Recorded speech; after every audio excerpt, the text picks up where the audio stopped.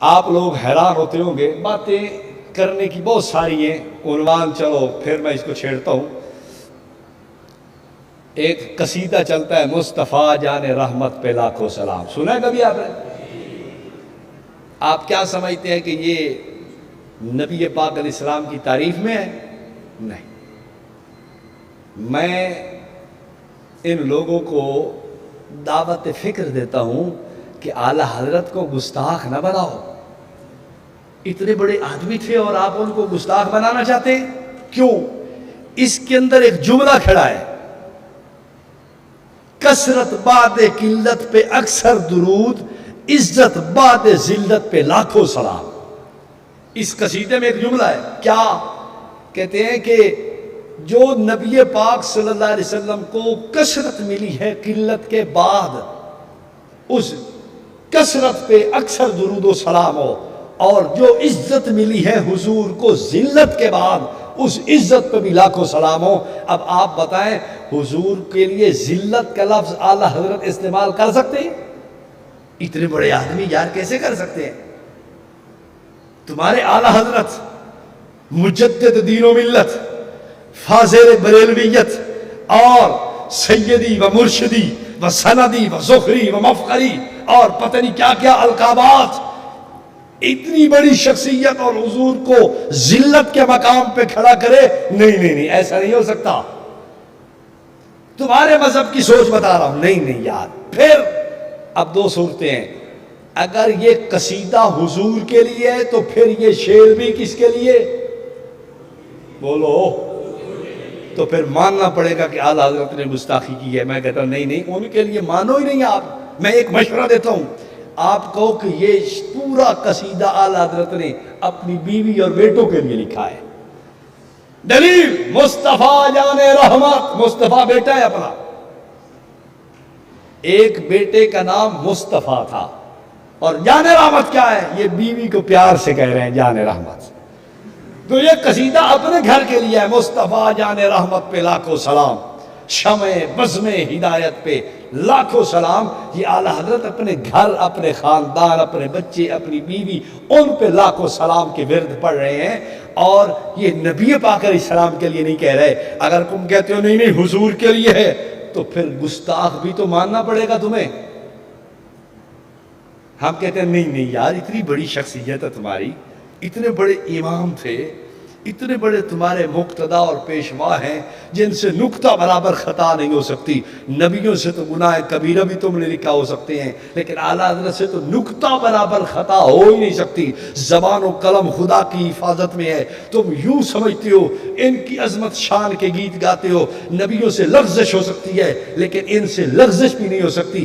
بچپن سے خدا نے محفوظ فرما دیا، اتنی بڑی شخصیت، اور پھر وہ یہ کرے کہ حضور کے لیے ذلت کا لفظ استعمال کرے؟ نانا، آپ ایسا کریں، یہ قصیدہ کہہ دیں کہ یہ حضرت نے اپنی اولاد کے لیے لکھا ہے۔ مشورہ ٹھیک ہے یا غلط ہے؟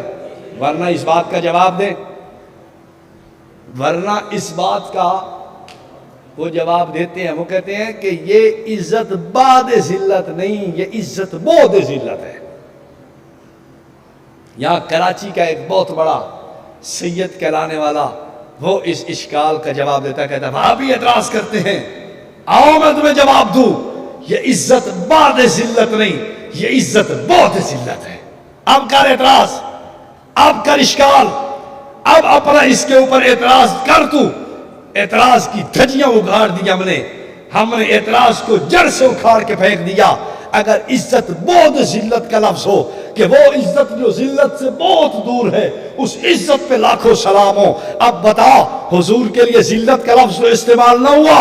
میں نے کہا شاہ جی بصد معذرت عرض کرتا ہوں، آپ سید کہلانے والے، آپ سادات کے طبقہ کے لوگ ہیں، لیکن ایک چھوٹی سی گزارش ہے، آپ وہ بات کریں جو آپ کے بڑوں نے کی ہو۔ آپ کی بات کو میں کیسے مان لوں؟ اعلیٰ حضرت کے مذہب کے بڑے لوگ تشریح کرتے ہوئے اس کو بعد کہیں، اور کہیں کہ شروع میں کمزوری تھی، بعد میں آ کے طاقت بن گئی، شروع میں تھوڑے تھے، بعد میں کثرت مل گئی، شروع میں کمزور تھے، مسلمان تھوڑے تھے، طاقت نہیں تھی، وہاں اسلحہ نہیں تھا، وہاں اتنی جناب جی جمعیت نہیں تھی. بعد میں جمعیت بھی بن گئی، طاقت بھی بن گئی، قوت بھی بن گئی.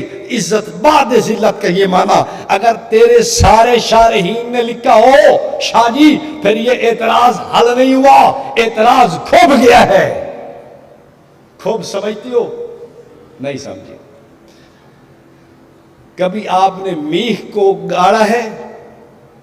کھوب کا معنی گڑ گیا ہے، یوں سمجھو.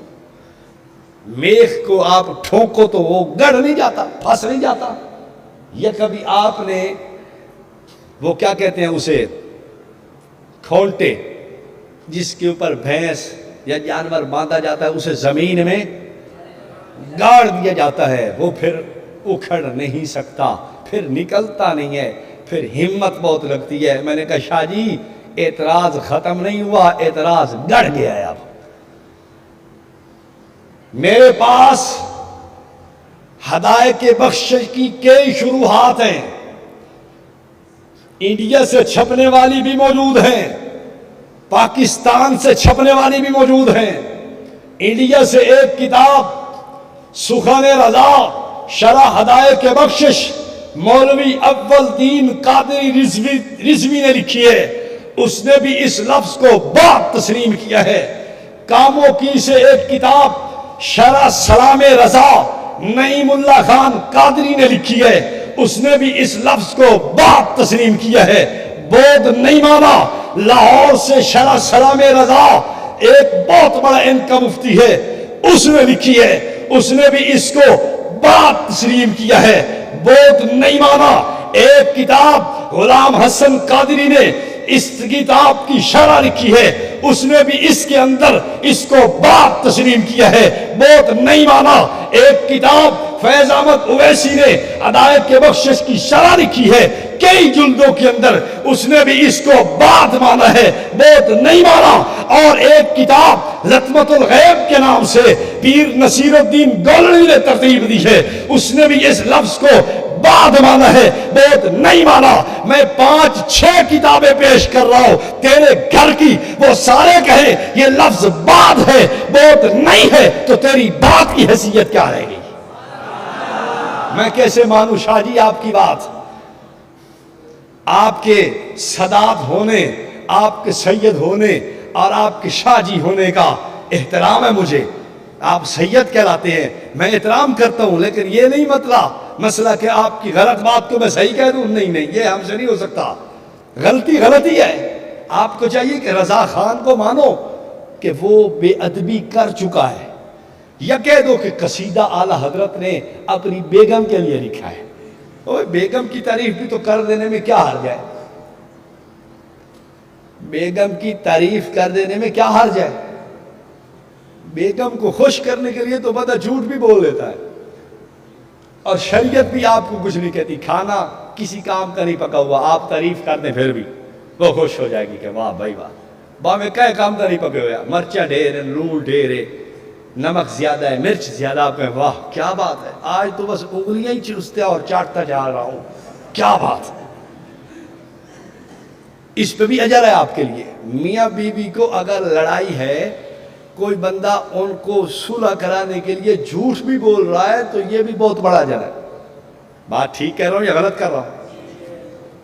تو اعلیٰ حضرت نے بیوی کو خوش کرنے کے لیے قصیدہ لکھا ہے، مصطفیٰ جان رحمت پہ لاکھوں سلام، شمع بزم ہدایت پہ لاکھوں سلام. اس نے اپنی بیگم کی تعریف و توصیف کی ہے. مجھے اس سے انکار نہیں، اس لیے کہ اپنے گھر والوں کی تعریفیں، توصیف اور ان کی عزت و عظمت کے گن گانے چاہیے، تعریف کرنی چاہیے، حق بنتا ہے. لیکن یہ نہ ظلم کرو، یہ دھوکہ نہ دو، یہ دجل نہ کرو کہ ہر ایک مسجد میں پڑھ کے تم اعلان کرو یہ اعلیٰ حضرت نے حضور کے لیے لکھا. میں نے کہا نانا، اگر نبوت کے لیے لکھا تھا لفظ ذلت کا کیوں لایا ہے؟ اگر لفظ ذلت کا لایا ہے پھر مان لو اس نے بیگم کے لیے لکھا ہے.